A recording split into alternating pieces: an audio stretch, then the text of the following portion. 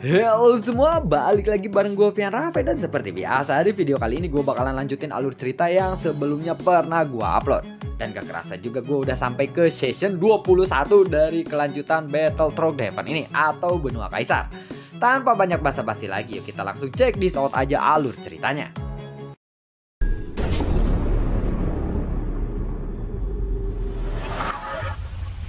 Di episode sebelumnya, Xiaoyan yang telah memberikan 2 petir hitam kepada pria misterius itu, ternyata pria misterius itu menghindarinya. Hah, ternyata kamu tidak berani untuk menerimanya. Kalau begitu, aku tidak bisa membantumu lagi, ucap dari Xiaoyan. Petir hitam itu tentu saja sangat mengejutkan si pria misterius itu.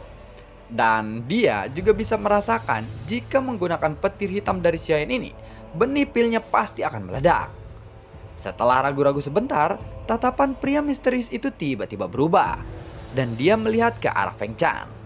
Pada saat ini, Feng Chan juga baru menghadapi petir ketujuhnya. Situasinya sama persis dengan orang misterius itu. Lalu si pria misterius itu pun segera bergerak ke arah Feng Chan karena dia tidak berani merebut petir dari Xiaoyan. Jadi dia mencoba untuk merebut 2 petir yang tersisa milik Feng Chan. Feng Chan, hati-hati, ucap dari Ting Fei. Feng Chan pun lalu mengangkat kepalanya dan menyaksikan pria misterius itu datang langsung kepadanya. Saat pria misterius itu mendekat dan ada kekuatan tekanan yang kuat dari Feng Chan pun langsung menyemburkan darahnya. Dan orang misterius itu benar-benar merebut petir milik Feng Chan kali ini. Feng Chan, apakah kamu baik-baik saja? Aku akan memberimu 2 petir lagi, ucap dari Xiaoyan yang melihat itu. Dia tidak menyangka pria misterius itu begitu tidak bermoral. Awalnya, Xiaoyan mengira orang misterius itu sengaja menargetkannya. Tetapi ternyata, orang misterius itu memiliki obsesi yang begitu besar dalam memurnikan pil obat. Bahkan, dia ingin berhasil dengan cara apapun. Feng Chan pun lalu mengangguk. Kemudian, ada 2 petir yang menyapu ke arah Feng Chan. Terbuar. Saat ini, petir ke-9 Xiaoyan pun sudah menyambarnya. Pada akhirnya, di bawah tatapan mata yang tidak terhitung jumlahnya, pil pengumpul jiwa 9 pun berhasil dimurnikan. Xiaoyanlah peserta pertama yang berhasil menyempurnakan pil ini. Aroma pil ini pun lalu meluap menyebar ke seluruh platform. Dalam waktu 20 tahun ini, ternyata ada seseorang yang benar-benar bisa melakukannya. Xiaoyan telah berhasil menyempurnakan pil yang begitu sulit. Dan tampaknya akan ada lebih dari 1 orang yang bisa berhasil memperbaikinya kali ini. Di ujung yang jauh, si pria misterius itu menatap awan petir di udara. Dan Xiaoyan pun bisa merasakan ada obsesi gila yang terpancar dari matanya. Tetapi, Xiaoyan telah selesai untuk memurnikan pil obatnya. Dia lalu mengangkat kepalanya dan melihat awan di atas pria misterius itu. Karena awan petir di atas kepala pria misterius itu adalah buatan Xiaoyan sendiri. Tentu saja itu bisa dikendalikan oleh Xiaoyan. Pria misterius itu menunggu sambaran petir yang ke-9-nya. Tetapi petir itu tidak kunjung menyambar benih pilnya. Pada saat ini, Feng Chan sudah mendapatkan petir ke-9-nya. Dan orang misterius itu pun langsung menyadari bahwa Xiaoyan sedang mempermainkannya. Mencuri dan merampas sesuatu yang bukan milikmu adalah hal yang hina. Jika kamu tidak memiliki kekuatan untuk menyempurnakan pil ini, maka jangan dipaksakan, ucap dari Xiaoyan. Pria misterius itu segera menatap Xiaoyan. Pada saat yang sama, Xiaoyan lalu melambaikan lengannya dan awan petir di atas kepala pria misterius itu pun langsung menghilang. Padahal, aku sebelumnya sudah membantumu dan aku memberikan petir. Tetapi kamu tidak mau dan malah mengambil milik orang lain. Lihat kan, pada akhirnya kamu pun gagal, ucap dari Xiaoyan. Setelah itu, Xiaoyan lalu membentangkan tangannya dan petir hitam pun mulai muncul kembali.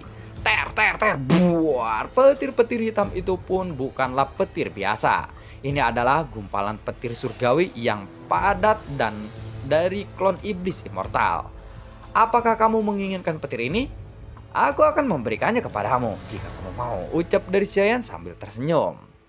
Pria misterius itu perlahan mengangkat kepalanya dan menatap ke arah Xiaoyan dengan niat membunuh yang sangat kuat terpancar dari matanya.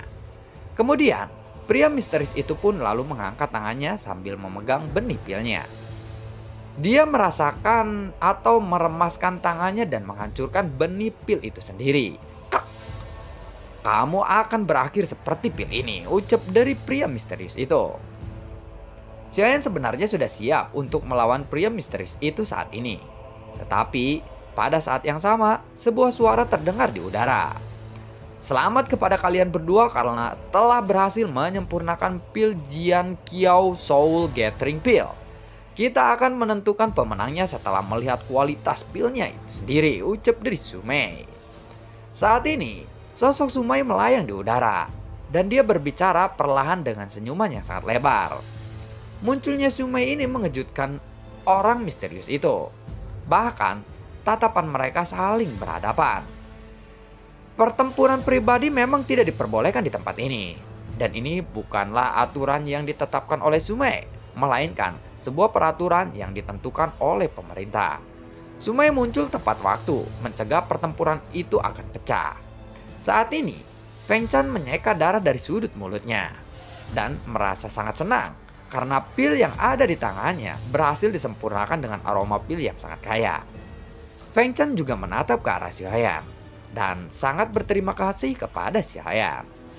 Karena tanpa bantuan petir dari Xiaoyan, dia tidak akan pernah memiliki kesempatan untuk berhasil menyempurnakan pil ini.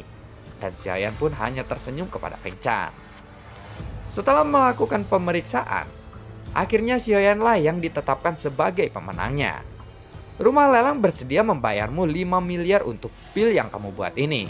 Tentu saja, kamu juga berhak untuk menolaknya, ucap dari Sumei. Feng Chan sangat ragu-ragu sejenak dan akhirnya dia menggelengkan kepalanya dan memilih untuk menyimpan pil obat ini sendiri. Namun, bagi Xiaoyan yang selalu merasa kekurangan pil sumber gas dewa, tentu saja tidak menolak harga itu. Karena Lei Ji juga sudah menghabiskan banyak energi untuk membantunya kali ini. Jadi, Xiaoyan memerlukan banyak pil sumber gas dewa. Lagi pula, bagi Xiaoyan yang memiliki Immortal Flame, pil pengumpul jiwa seperti ini tidak terlalu berguna. Selain itu, kamu juga bisa memilih salah satu pil ajaib dari 2 resep pil ajaib ini, ucap dari Sumei. Xiaoyan segera memilih pil untuk memperbaiki tubuh saja yang berkualitas lebih tinggi dari sebelumnya. Dan dia memilih 2 resep pil untuk memperbaiki tubuh juga agar Xiaoyan bisa membuat pil itu secara pribadi. Meskipun klon iblis immortal telah pulih 80%, akan sangat sulit untuknya sembuh total. Jika Xiaoyan bisa memperbaiki pil ini sendiri, klon iblis leluhur immortal pun pasti akan memiliki kesempatan untuk sembuh sepenuhnya. Setelah Feng Chan dan juga Xiaoyan sama-sama membuat pilihan, Sumei pun lalu melambaikan tangannya. Dan ada 2 sinar cahaya masing-masing melesat ke arah Xiaoyan dan juga Feng Chan. Sinar itu adalah sebuah cincin penyimpanan yang berisikan hadiah. Ini adalah hadiah untuk kalian, ucap dari Sumei. Xiaoyan dan juga Feng Chan mengepalkan tangan mereka untuk memberikan hormat kepada Sumei. Dan kemudian pria misterius itu langsung pergi menjauh dari mereka. Tuan Istana Sumei, bukankah Anda pernah mengatakan kepadaku bahwa akan ada hadiah khusus untukku? Ucap dari Xiaoyan sambil tersenyum dan menatap ke arah Sumei. Setelah itu, Sumei pun lalu menghibaskan tangannya dan sebuah peta yang rusak pun mulai muncul. Ini adalah peta Heart Flame, ucap dari Sumei. Xiaoyan juga terkejut saat melihat itu. Dia tidak menyangka akan mendapatkan petunjuk tentang Heart Flame yang lainnya di sini. Bukankah kamu sudah memiliki 2 Heart Flame? Itu seharusnya sudah cukup untukmu, ucap dari Feng Chan. Tidak, lebih banyak. Itu kan jadi lebih baik, ucap dari Xiaoyan. Bagaimana caranya kamu bertahan dari Heart Flame yang ada di tubuhmu itu? Tanya dari Feng Chan lagi. Sama seperti memperlakukan istri sendiri. Aku harus lembut dan sabar kepada mereka, jawab dari Xiaoyan. Kemudian, Xiaoyan menoleh ke arah Sumei. Peta yang rusak itu akan menjadi milikku, ucap dari Xiaoyan sambil memandang ke arah Sumei dan tersenyum. Meskipun sekarang dia memiliki 3 Heart Flame, Jin Shen Suling juga telah berhasil berevolusi kali ini. Tetapi, seperti yang dikatakan oleh Xiaoyan, bahwa memiliki lebih banyak Heart Flame itu akan jauh lebih baik. Kemudian, Sumei pun melemparkan peta itu ke arah Xiaoyan. Setelah menerima peta itu, Xiaoyan mengepalkan tinjunya dan membungkuk ke arah Sumei. Lalu, setelah melakukan semua ini, Xiaoyan segera berbalik dan bersiap untuk pergi dari sana. Xiaoyan berhasil memenangkan tempat pertama dalam kontes kali ini. Dia memang pantas untuk mendapatkannya. Saat melihat Xiaoyan berbalik dan pergi, mata Sumei tiba-tiba menyempit.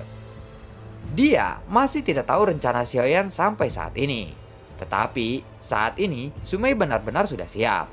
Jika Xiaoyan meninggalkan kuil obat roh, Sumei harus menghentikannya. Karena Sumei tidak akan membiarkan Xiaoyan meninggalkan kuil obat roh begitu saja sebelum mengembalikan 30 miliar pil sumber gas dewa yang diambil. Ketika Xiaoyan hendak pergi, Ling Fei dan juga Feng Chan keduanya maju ke arah depan. Mereka berdua membungkuk kepada Xiaoyan. Meskipun Xiaoyan tampak telah membantu semua orang kali ini, bagaimanapun juga, Xiaoyan telah membantu Feng Chan beberapa kali. Jika tidak, Feng Chan tidak akan bisa memperbaiki pil obat ini sama sekali. Bagi Feng Chan, nilai pil ini tidaklah penting. Yang paling penting baginya, dia telah berhasil untuk memperbaiki pil pengumpul jiwa 9 ini. Terima kasih, ucap dari Ling Fei sambil melambai ke arah Xiaoyan yang sangat bersemangat. Begitupun dengan Feng Chan. Feng Chan pun berterima kasih kepada Xiaoyan. Terima kasih Xiaoyan, ucap dari Feng Chan. Kalian tidak perlu seperti itu kepadaku. Keberhasilan kalian karena kalian sendiri, ucap dari saya. Jika kamu bersedia, kami mengundangmu atas nama dunia psionik untuk menjadi tetua di dunia psionik. Setelah kekuatan jiwamu menerobos dari tingkat rana, maka akan muncul semacam belenggu pada kekuatan jiwamu. Dan menjadi tetua dunia psionik akan menjaminmu untuk bisa memecahkan belenggu itu, ucap dari Ling Fei. Tentu saja aku akan menerima tawaranmu itu. Jika itu memang baik untukku, jawab dari Xiaoyan sambil tersenyum.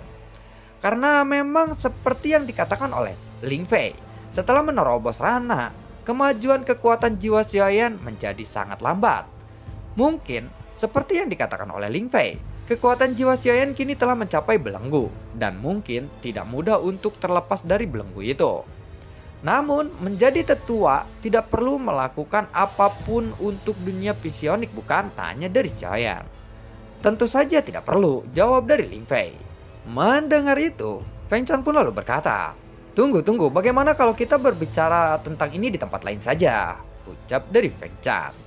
Xiaoyan pun segera mengangguk. Lalu mereka bertiga meninggalkan arena itu. Lei Ji dan juga Xiaoqi segera keluar dari cincin penyimpanan Xiaoyan saat ini. Setelah mereka semua berkumpul, mereka pun langsung meninggalkan arena kontes. Ada pulau kecil di kuil obat roh. Tetapi pulau kontes obat mujarab ini adalah pulau yang paling terbesar. Dan sisanya adalah pulau-pulau kecil. Di pulau-pulau ini semua jenis bahan bangunannya juga memiliki pemandangan yang sangat berbeda. Ling Fei dan juga Feng Chan membawa Xiaoyan dan yang lainnya ke sebuah pavilion. Lalu kekuatan jiwa Ling Fei dan Feng Chan pun segera menyelimuti seluruh pavilion itu.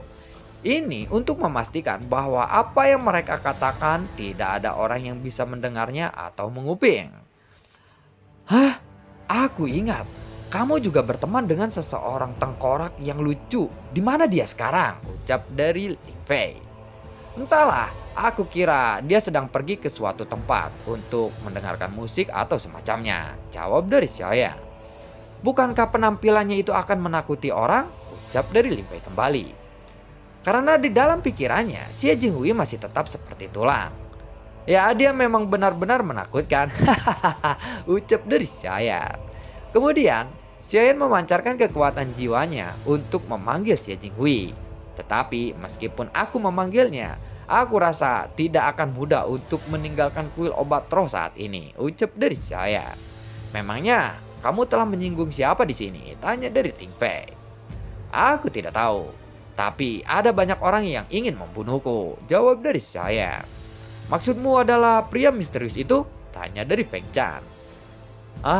Dia pasti tidak akan membiarkanku pergi dengan begitu mudah.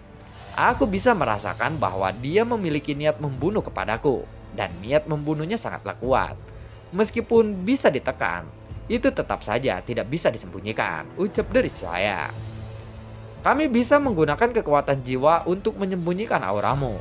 dan kamu bisa pergi dengan tenang. Kita akan mencoba apakah cara ini akan berhasil atau tidak, ucap dari Feng Chan. Tetapi jika kamu mau, kamu bisa pergi bersama kami, ucap dari Ling Fei. Mendengar itu Xiaoyan pun lalu tersenyum. Tidak perlu, aku tidak perlu melibatkan kalian di dalam masalah ini, jawab dari Xiaoyan. Setelah berbicara, Xiaoyan segera berdiri karena dia tidak bermaksud untuk tinggal lebih lama di sana. Setelah kami pergi, jangan terburu-buru untuk meninggalkan kuil obat roh. Kalau tidak, mereka akan mengira kalian adalah kaki tangan kami, ucap dari Xiaoyan. Tidak lama kemudian, Xie Jinghui akhirnya tiba. Apakah kita akan pergi sekarang? Xiaoyan, hei, tanya dari Xie Jinghui. Xiaoyan pun lalu mengangguk. Kemudian, Xie Jinghui memandang ke arah Ling Fei dan juga Feng Chan. Sepertinya aku pernah bertemu kalian berdua ya, tapi di mana ya? Tanya dari Xie Jinghui. Xie Jinghui, mereka adalah Ling Fei dan juga Feng Chan. Kita pernah bertemu mereka di turnamen 10.000 alam dunia waktu itu, ucap dari Xiaoyan. Ling Fei pun terkejut karena Xie Jinghui terlihat sangat tampan dan menawan di hadapan mereka. Dia bukan lagi seseorang tengkorak yang jelek dan menakutkan yang pernah mereka lihat sebelumnya. Kamu sudah membentuk kembali tubuhmu? Tanya dari Ling Fei. Ya, bukankah dengan seperti ini aku terlihat tampan? Ucap dari Xie Jinghui. Ya, itu memang jauh lebih baik. Feng Chan tiba-tiba melirik ke arah Ling Fei dengan heran. Ini adalah pertama kalinya Feng Chan melihat Ling Fei seperti itu. Apakah kamu jatuh cinta kepadanya? Tanya dari Feng Chan. Kemudian Feng Chan pun menoleh ke arah Xiaoyan. Xiaoyan sepertinya bisa menjodohkan mereka berdua, ucap dari Feng Chan. Ternyata Ling Fei ini cewek dan gua salah lagi naro avatar. Setelah itu Xiaoyan pun lalu berkata, Xie Jinghui, bagaimana pendapatmu? Tanya dari Xiaoyan. Apakah dia juga belum menikah? Jika Xiaoyan sudah tidak membutuhkanku lagi, aku bisa saja menerimanya. Tetapi aku juga ingin menjadi lebih kuat. Dan semua orang dari tim Fearless juga masih belum ditemukan. Bagaimana mungkin aku bisa menikah sekarang? Jawab dari Xie Jinghui. Xiaoyan juga bisa merasakan ini. Xie Jinghui sudah bekerja keras selama ini. Dan kekuatan jiwanya terus meningkat. Menjadi tampan belum tentu orang jahat. Tetapi seseorang yang terlalu tampan belum tentu juga orang baik. Jangan berikan ketulusan pada orang yang tidak layak, ucap dari Xie Jinghui, sangatlah tidak nyambung. Mungkin maksudnya adalah menjadi tampan belum tentu juga orang yang baik. Dan seseorang yang sangat tampan belum tentu juga dia orang jahat. Mungkin seperti itu. Intinya jangan pernah menilai orang dari penampilannya. Mungkin seperti itu ya. Mendengar itu pun Ling Fei pun lalu menangis. Ling Fei sebenarnya tidak jatuh cinta kepada pandangan pertama kali ini terhadap Xie Jinghui. Karena orang-orang dunia visionik memang spesialis dalam kekuatan jiwa. Mereka bisa merasakan semacam kecocokan dari aura jiwa yang terpancar dari mereka sendiri. Dan Ling Fei sudah jatuh cinta kepada Xie Jinghui. Dan dia sudah dapat merasakan kecocokan itu saat Xie Jinghui masih berbentuk tengkorak sebelumnya. Dan tanpa diduga, Ling Fei sekarang telah ditolak dengan kejam oleh Xie Jinghui. Dan bahkan Xiaoyan di sampingnya pun sedikit terkejut. Ini pertama kalinya dia melihat Xie Jinghui menolak seseorang wanita dan dengan begitu kejam. Padahal dalam kesan Xiaoyan, Xie Jinghui selalu melahap wanita di hadapannya seperti agar-agar atau puding. Ternyata mungkin Xie Jinghui menampilkan kesan mesum dia dengan sengaja di depannya. Kemudian Xie Jinghui berbalik dan melakukan sesuatu hal yang bertolak belakang dari kelakuan yang diketahui oleh Xiaoyan sebelumnya.